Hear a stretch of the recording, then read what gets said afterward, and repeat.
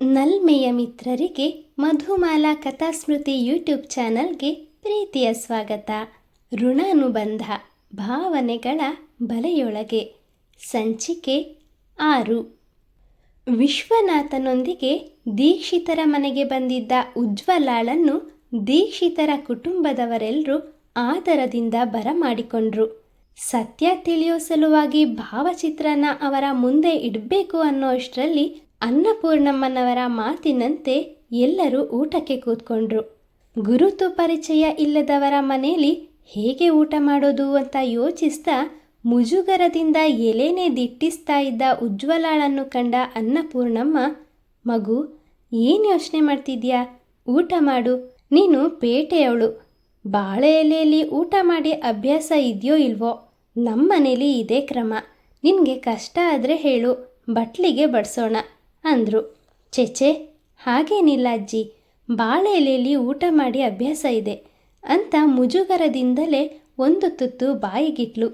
ಹಸಿವಾದ ಹೊಟ್ಟೆಗೆ ಅನ್ನ ಬೀಳ್ತಿದ್ದ ಹಾಗೆ ಹೋದ ಜೀವ ಮರಳಿ ಬಂದಂತಾಯಿತು.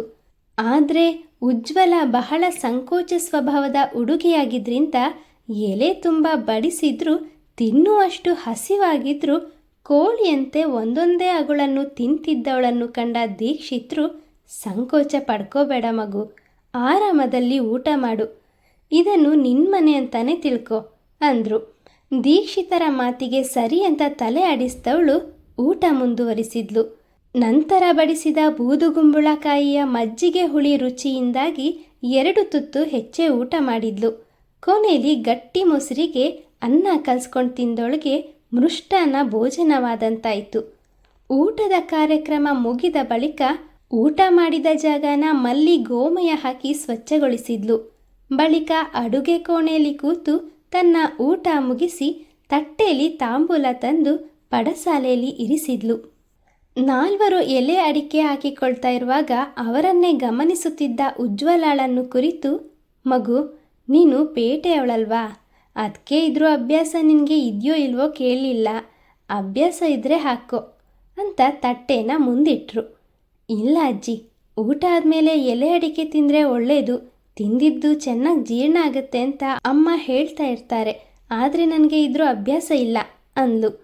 ಅಷ್ಟರಲ್ಲಿ ದೀಕ್ಷಿತರು ತಾಂಬೂಲ ಬಾಯಿಗಿಡುತ್ತಾ ಎದುರಿನಲ್ಲಿ ಕುಳಿತಿದ್ದ ವಿಶ್ವನಾಥನನ್ನು ಕುರಿತು, ಮಗು ವಿಶ್ವ, ಯಾಕಪ್ಪ ಇವತ್ತು ಬರೋಕೆ ತುಂಬ ತಡ ಮಾಡಿದೆ ಅಂದರು. ಅವರ ಮಾತಿನ ನಡುವೆ ಬಾಯಿ ಹಾಕಿದ ಮಲ್ಲಿ, ಹಂಗೆ ಕೇಳಿ ಅಪ್ಪೋರೆ, ಏನು ಹೇಳೋರು ಕೇಳೋರು ಯಾರೂ ಇಲ್ಲ ಅಂದ್ಕೊಂಡ್ಬಿಟ್ಟವ್ರೆ. ಬೆಳಗ್ಗೆ ಮನೆ ಬಿಟ್ಟವರು ಇಷ್ಟೋ ತನಕ ಎಲ್ಲಿಗೆ ಹೋಗಿದ್ರಿ ಹೇಳ್ರಿ ಅಂತ ಪ್ರೀತಿಯಿಂದ ದಬಾಯಿಸಿದ್ಲು. ಸುಮ್ಮನಿರಮ್ಮಿ, ಸಾಕು, ಮದುವೆ ಆಗಿ 25 ವರ್ಷ ಆಯಿತು, ಇನ್ನೂ ನೆನ್ನೆ ಮೊನ್ನೆ ಕಟ್ಕೊಂಡಂಗೆ ಆಡ್ತೀಯ. ಏನು ನಿನ್ನ ಸೆರ್ಗಿಡ್ಕೊಂಡು ಮನೆ ತುಂಬ ಓಡಾಡಬೇಕಿತ್ತಾ? ವಿಶ್ವನಾಥ ಅಷ್ಟೇ ಪ್ರೀತಿಯಿಂದ ಹೇಳ್ದ. ಇಬ್ಬರ ಕೋಳಿ ಜಗಳ ಕಂಡ ಅನ್ನಪೂರ್ಣಮ್ಮ, ಇಬ್ಬರು ಶುರು ಮಾಡಿದ್ರಾ? ಮಲ್ಲಿ, ನೀನು ಸ್ವಲ್ಪ ಸುಮ್ಮನಿರು. ವಿಶ್ವ, ಅದೇನು ಅಂತ ಹೇಳಪ್ಪ ಅಂದರು. ಏನಿಲ್ಲ ಅಮ್ಮೋರೆ, ದೇವಸ್ಥಾನಕ್ಕೆ ಹೋಗಿ ಪೂಜೆ ಮುಗಿಸ್ಕೊಂಡು ಬರ್ತಿದ್ನಾ, ದಾರಿಲಿ ಆ ಕರಿಯ ಸಿಕ್ಕಿ, ಬುದ್ಧಿ, ಇವತ್ತು ಸ್ವಲ್ಪನೂ ವ್ಯಾಪಾರ ಆಗಿಲ್ಲ, 1 ಒರೆ ಸೌದೆ ಐತೆ, ತಕ್ಕೊಂಡು 4 ಕಾಸು ಕೊಡಿ ಅಂತ ಬೇಡ್ಕಂಡ. ಬೇಡ ಬೇಡ ಅಂದರೂ ಕೇಳಲಿಲ್ಲ. ಹೇಗೋ ಮಂಗಳಾರತಿಗೆ ಹಾಕಿ ಸ್ವಲ್ಪ ಚಿಲ್ಲರೆ ಮಿಕ್ಕಿತ್ತು, ಅದನ್ನ ಅವನಿಗೆ ಕೊಟ್ಟು ಸೌದೆ ಹೊತ್ಕೊಂಡು ನಡೆಯುತ್ತಿದ್ದೆ. ಅಷ್ಟರಲ್ಲಿ ಇವರು ಯಾವುದೋ ಪಟ ಹಿಡ್ಕೊಂಡು ಹಳ್ಳಿಲೆಲ್ಲ ವಿಚಾರಿಸ್ತಿದ್ರು. ಪಾಪ ಬಿಸಿಲಲ್ಲಿ ತಿರುಗಿ ಸುಸ್ತಾದಂತೆ ಕಾಣ್ತಿದ್ರು. ವಿಷಯ ಏನು ಅಂತ ಕೇಳಿದಾಗ ಅವರು ನಿಮ್ಮ ಬಗ್ಗೆನೇ ವಿಚಾರಿಸ್ತಿರೋದು ಅಂತ ಗೊತ್ತಾಯಿತು. ಮನೆ ಕರ್ಕೊಂಡು ಬರೋದೇ ಒಳ್ಳೆಯದು ಅನ್ನಿಸ್ತು, ಅದಕ್ಕೆ ಇವ್ರನ್ನ ಒಪ್ಪಿಸಿ ಮನೆ ಕರ್ಕೊಂಡು ಬರೋಕ್ಕೆ ಇಷ್ಟೊತ್ತಾಯಿತು ಅಂತ ನಡೆದ ಸಂಗತಿಯನ್ನು ವಿವರವಾಗಿ ವಿವರಿಸಿದ್ದ. ಹೊರ ಹೋಗಿ ತಾಂಬೂಲ ಉಗಿದು ಬಂದ ದೀಕ್ಷಿತರು, ಅಟ್ಟದ ಮೇಲೆ ಇನ್ನೂ 1 ವರ್ಷಕ್ಕಾಗೋಷ್ಟು ಸೌದೆ ಇದೆ, ಹೋಗಲಿ ಬಿಡು, 4 ಕಾಸು ಆ ಬಡವನಿಗೆ ಕೊಟ್ಟರೆ ಅವನ 1 ದಿನದ ಊಟಕ್ಕಾದರೂ ಆಗುತ್ತೆ. ತಮ್ಮ ಮಾತು ಮುಗಿಸೋದ್ರೊಳಗಾಗಿ, ಅಯ್ಯೋ, ಸೌದೆ ಹೊರೆನ ಮನೆ ಮುಂದೆನೇ ಹಾಕಿದ್ದೀನಿ, ಈಗ ಬಂದೆ ಅನ್ನುತ್ತಾ ವಿಶ್ವನಾಥ ಹೊರ ನಡೆದ. ಇವರ ಮಾತುಗಳನ್ನು ಕೇಳ್ತಾ ಇದ್ದ ಉಜ್ವಲ, ಎಲ್ಲರೂ ಇಲ್ಲೇ ಮಾತಾಡ್ತಾ ಕೂತ್ಕೊಂಡಿದ್ದಾರೆ, ಅಮ್ಮನಿಗೂ ಈ ಮನೆಯವ್ರಿಗೂ ಏನು ಸಂಬಂಧ ಅಂತ ತಿಳ್ಕೊಳ್ಳೋದಕ್ಕೆ ಇದೇ ಸರಿಯಾದ ಸಮಯ ಅಂತ ಯೋಚಿಸಿದವಳು ಭಾವಚಿತ್ರ ತೆಗೆಯೋದಕ್ಕೆ ಬ್ಯಾಗಿನ ಒಳಗೆ ಕೈ ಹಾಕಿದ್ಲು ಅಷ್ಟೆ. ಅಷ್ಟರಲ್ಲಿ ಒಳಗಿಂದ ಬಂದ ಮಲ್ಲಿ, ಅಮ್ಮೋರೆ ಚಾಪೆ ಹಾಕಿದ್ದೀನಿ ಅಂದ್ಲು. ಸರಿ ಮಲ್ಲಿ ಅನ್ನುತ್ತಾ ದೀಕ್ಷಿತರು ಪಡಸಾಲೆ ಮೂಲೆಯಲ್ಲಿ ಹಾಸಿದ್ದ ಚಾಪೆ ಮೇಲೆ ಉರುಳಿದ್ರು. ತಾವು ಕುಳಿತಲ್ಲಿಂದ ಎದ್ದು ನಿಂತ ಅನ್ನಪೂರ್ಣಮ್ಮ ಉಜ್ವಲಾಳತ್ತ ಮುಖ ಮಾಡಿ, ಮಗು ನೀನೇನೋ ಮಾತಾಡಬೇಕು ಅಂದ್ಕೊಂಡಿದ್ದೆ ಅನಿಸುತ್ತೆ. ನಮಗೆ ಊಟ ಆದಮೇಲೆ ಸ್ವಲ್ಪ ಹೊತ್ತು ಮಲಗೋ ಅಭ್ಯಾಸ. ನೀನು ಏನೂ ಅಂದ್ಕೊಳ್ಳಿಲ್ಲ ಅಂದರೆ ಅಂತಿರುವಾಗಲೇ, ಪರವಾಗಿಲ್ಲ ಅಜ್ಜಿ, ನೀವು ವಿಶ್ರಾಂತಿ ತಗೊಳ್ಳಿ, ನಾನು ಆಮೇಲೆ ಹೇಳ್ತೀನಿ ಅಂದ್ಲು. ಅವಳ ಮಾತಿಗೆ ನಗುತ್ತಾ, ತುಂಬ ಸಂತೋಷ ಮಗು, ನೀನು ಬಹಳ ದೂರದಿಂದ ಬಂದಿದ್ಯಾ. ಮಲ್ಲಿಗೆ ಹೇಳಿ ನಿನಗೂ ಒಂದು ಚಾಪೆ ಹಾಕೋದಕ್ಕೆ ಹೇಳ್ತೀನಿ, ಸ್ವಲ್ಪ ಹೊತ್ತು ವಿಶ್ರಮಿಸು ಅಂದರು. ಇಲ್ಲ ಅಜ್ಜಿ, ನನಗೆ ಮಧ್ಯಾಹ್ನದ ವೇಳೆ ಮಲಗಿ ಅಭ್ಯಾಸ ಇಲ್ಲ, ನೀವು ವಿಶ್ರಾಂತಿ ತಗೊಳ್ಳಿ, ನಾನು ಇಲ್ಲೇ ಕೂತ್ಕೊಂಡಿರ್ತೀನಿ ಅಂದಾಗ, ಆಯಿತು ಮಗು ನಿನ್ನಿಷ್ಟ ಅನ್ನುತ್ತಾ ಅನ್ನಪೂರ್ಣಮ್ಮ ಒಳ ನಡೆದ್ರು. ಮಲ್ಲಿ ಕೂಡ ತನ್ನ ಕೋಣೆಗೆ ಹೋದ್ಲು. ಅಟ್ಟದ ಮೇಲೆ ಸೌದೆನ ಜೋಡಿಸಿ ಬಂದ ವಿಶ್ವನಾಥ, ಉಜ್ವಲವ್ವ ನೀವು ಮಲ್ಗಕ್ಕಿಲ್ವಾ? ನಾನು ಮಲ್ಗಕ್ಕಿಲ್ಲ.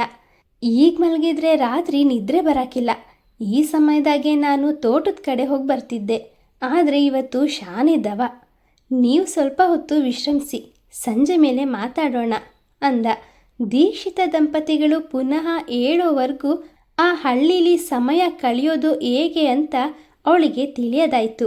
ವಿಶ್ವನಾಥನನ್ನು ಕುರಿತು, ನೀವು ಏನೂ ಅಂದುಕೊಳ್ಳಿಲ್ಲ ಅಂದರೆ ನನಗೆ ಮನೆಯನ್ನೆಲ್ಲ ಒಂದ್ಸಲ ತೋರಿಸ್ತೀರಾ ಅಂತ ಕೇಳಿದ್ಲು. ಅದು ಅಂತ ತಡ್ವರಿಸ್ತಿದ್ದ ವಿಶ್ವನಾಥನನ್ನು ಕುರಿತು, ಯಾಕೆ ತಾತ ಏನಾದರೂ ಹೇಳ್ತಾರಾ? ಹಾಗಾದರೆ ಪರವಾಗಿಲ್ಲ, ಬೇಡ ಬಿಡಿ, ನಾನು ಇಲ್ಲೇ ಕೂತ್ಕೊಂಡಿರ್ತೀನಿ ಎನ್ನುತ್ತಾ ತನ್ನ ಮೊಬೈಲ್ ಹೊರ ತೆಗೆದು ಅದರಲ್ಲಿ ಏನನ್ನು ನೋಡೋದಕ್ಕೆ ಪ್ರಾರಂಭಿಸಿದ್ಲು. ಅಷ್ಟರಲ್ಲಿ ವಿಶ್ವನಾಥ, ಹಾಗೇನಿಲ್ಲ ಕಣವ, ಬನ್ನಿ ತೋರಿಸ್ತೀನಿ, ನಿಮಗೂ ಸಮಯ ಕಳೆದಾಗ ಆಗತ್ತೆ ಎನ್ನುತ್ತಾ ಮನೆಯ ಹಿತ್ತಲಿನಿಂದ ಆರಂಭಿಸಿ ಪ್ರತಿಯೊಂದು ಕೋಣೆಯ ಬಗೆಗೂ ವಿವರಿಸತೊಡಗಿದ್ದ. ಹಿತ್ತಲಿನಲ್ಲಿ ಬೆಳೆಸಲಾಗಿದ್ದ ಬಗೆ ಬಗೆಯ ಹೂವಿನ ಗಿಡಗಳು, ಮಾವು, ಹಲಸು, ಬಾಳೆ, ಕೆಲವು ಔಷಧಿ ಸಸ್ಯಗಳು, ಹಸಿರು ಪರಿಸರ, ಹಳ್ಳಿಯ ವಾತಾವರಣ ಅವಳ ಮನಸ್ಸಿಗೆ ಮುದ ನೀಡ್ತಾ ಇದ್ವು.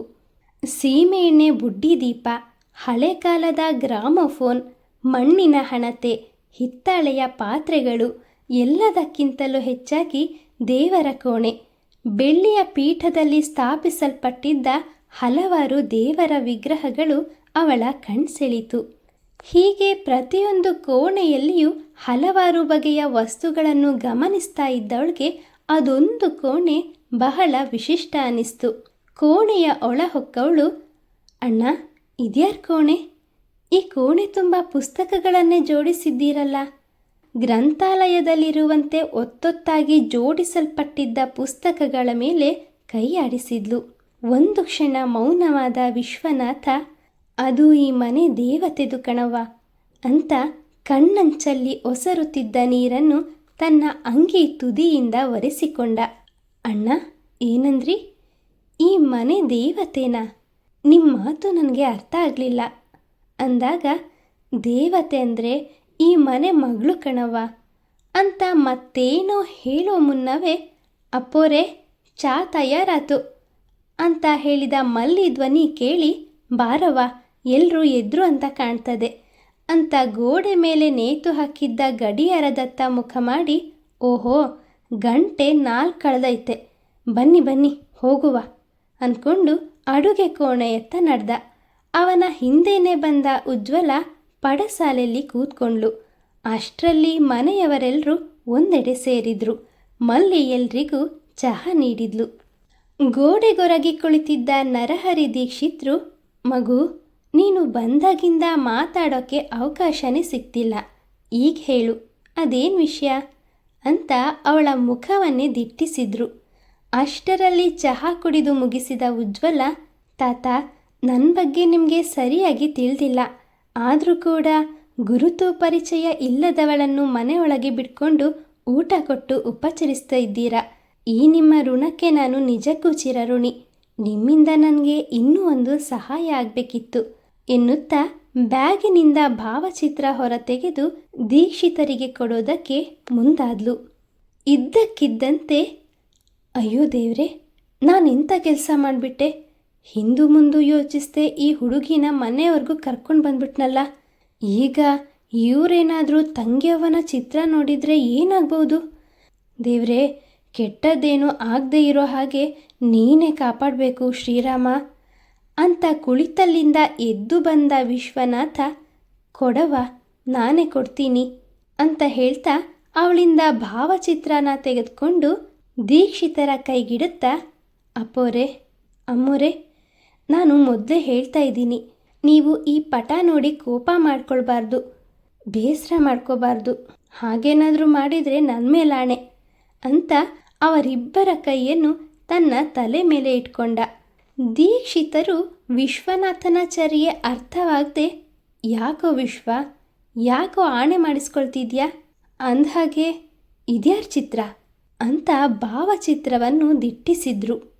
ವಯೋಸಹಜ ಸಮಸ್ಯೆಯಿಂದಾಗಿ ಕಣ್ಣಿನ ದೃಷ್ಟಿಯಲ್ಲಿ ಪೊರೆ ಬೆಳೆದಿದ್ದ ಪರಿಣಾಮ ದೀಕ್ಷಿತರಿಗೆ ಭಾವಚಿತ್ರ ಸ್ಪಷ್ಟವಾಗಿ ಗೋಚರಿಸಲಿಲ್ಲ. ಅವರು ತಮ್ಮ ಕಣ್ಣುಗಳನ್ನು ಉಜ್ಜಿಕೊಳ್ತಾ ಇರೋದನ್ನು ಕಂಡು ಅವರ ಬಳಿ ಬಂದ ಅನ್ನಪೂರ್ಣಮ್ಮ ತಕ್ಷಣ ಮಲ್ಲಿನ ಕೂಗಿ, ಮಲ್ಲಿ, ಚಶ್ಮಾ ತಗೊಂಡ್ಬಾರವ್ವ ಅಂತ ತಮ್ಮಿಬ್ಬರ ಕನ್ನಡಕವನ್ನು ತರಿಸ್ಕೊಂಡವರು ಅದನ್ನು ಕಣ್ಣಿಗಿಟ್ಕೊಂಡು ಭಾವಚಿತ್ರನ ದಿಟ್ಟಿಸತೊಡಗಿದ್ರು. ಎರಡು ಹಿರಿಯ ಜೀವಗಳು ಒಂದು ಕ್ಷಣ ತಮ್ಮ ಕಣ್ಣುಗಳನ್ನು ತಾವೇ ನಂಬದಾದರು. ಕನ್ನಡಕದಲ್ಲಿದ್ದ ಧೂಳನ್ನು ಒರೆಸ್ಕೊಂಡು ಕಣ್ಣಿಗಿಡಿಸ್ಕೊಂಡಾಗ ಭಾವಚಿತ್ರ ಸ್ಪಷ್ಟವಾಗಿ ಗೋಚರಿಸಿತು. ದಂಪತಿಗಳು ಭಾವುಕರಾದರು. ಎಷ್ಟೋ ವರ್ಷಗಳಿಂದ ಮನದಲ್ಲಿ ಹೆಪ್ಪುಗಟ್ಟಿದ್ದ ನೋವು ಕಣ್ಣೀರಾಗಿ ಹರಿಯತೊಡಗಿತ್ತು. ದೀಕ್ಷಿತ ದಂಪತಿಗಳ ದುಃಖಕ್ಕೆ ಕಾರಣ ಏನಿರ್ಬೋದು? ನಿರೀಕ್ಷಿಸಿ ಮುಂದಿನ ಸಂಚಿಕೆಯಲ್ಲಿ. ಮಿತ್ರರೇ, ದಯವಿಟ್ಟು ಚಾನಲನ್ನು ಸಬ್ಸ್ಕ್ರೈಬ್ ಮಾಡಿಕೊಂಡು ನಮ್ಮನ್ನು ಪ್ರೋತ್ಸಾಹಿಸಿ. ಕತೆ ಇಷ್ಟ ಆದರೆ ಲೈಕ್, ಶೇರ್, ಕಮೆಂಟ್ ಮಾಡಿ. ಮುಂದಿನ ಸಂಚಿಕೆಯಲ್ಲಿ ಮತ್ತೆ ಸಿಗೋಣ. ಧನ್ಯವಾದಗಳು.